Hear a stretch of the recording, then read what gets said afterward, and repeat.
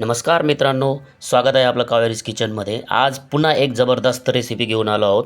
छोले छोले कसे बनवायचे, तर ती घरी हॉटेलसारखे छोले बनवून जर तुम्ही खाणार तर जरूर परत परत बनवून घेणार आणि हॉटेलमध्ये कधीही जाणार नाहीत याची गॅरंटी देतो। कारण अशा पद्धतीने जर तुम्ही छोले बनवत असाल तर ते छोले भटुरे बनवा किंवा छोले चपाती खाऊ शकता किंवा तुम्ही छोले भातही खाऊ शकता। तर आपण आज बनवलेला आहे छोलेसोबत भात, तोही जिरा राईस कसा बनवायचा त्याची रेसिपी आपली कंटिन्यू केलेली आहे।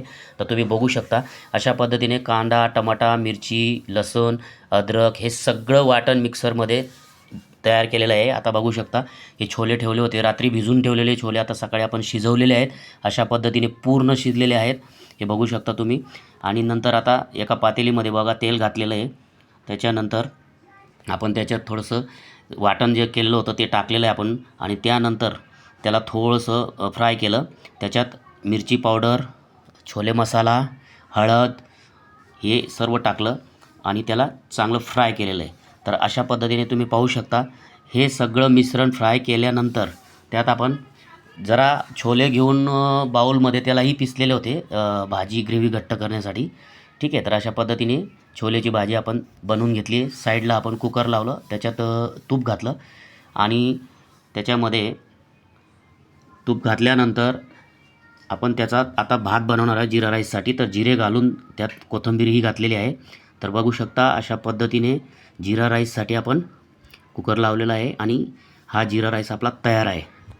बघू शकता अशा पद्धतीने छोलेची भाजी आणि जिरा राईस हे सगळं तयार झाल्यानंतर हे पाहू शकता तुम्ही भाजी पण आपली रेडी आहे।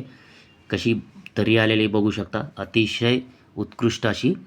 हॉटेलमध्ये सुद्धा तुम्हाला अशी मिळणार नाही, अतिशय घट्ट आणि व्यवस्थित अशी छानशी भाजी आपली तयार आहे बघू शकता। आता आपण याला प्लेटमध्ये सर्व करू शकतो।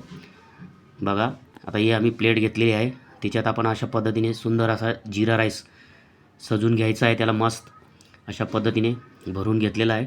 त्याच्यानंतर आपण या दुसऱ्या एका खाच्यामध्ये आपण भाजी घेणार आहोत। पाहू शकता तुम्ही अशा पद्धतीने भाजी घातली आणि आपण त्याच्यासोबत पापड भाजलेला आहे, तर आपण तो पापडही ठेवूया। मित्रांनो अशा पद्धतीने आपण थाळी तयार केलेली आहे। तुम्हाला नक्की आवडेल अशी थाळी आहे।